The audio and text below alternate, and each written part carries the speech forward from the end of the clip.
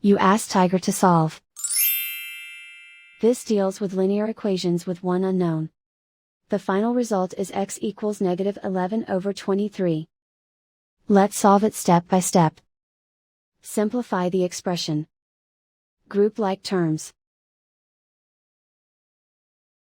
Simplify the arithmetic. Expand the parentheses. Multiply the coefficients. Simplify the arithmetic. Group all L terms on the left side of the equation.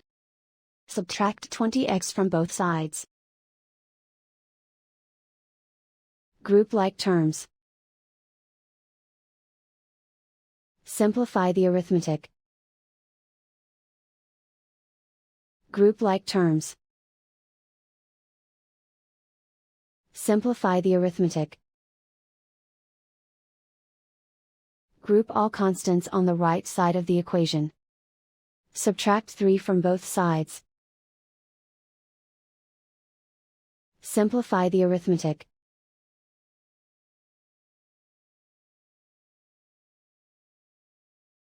Isolate the L. Divide both sides by -23. Cancel out the negatives. Simplify the fraction.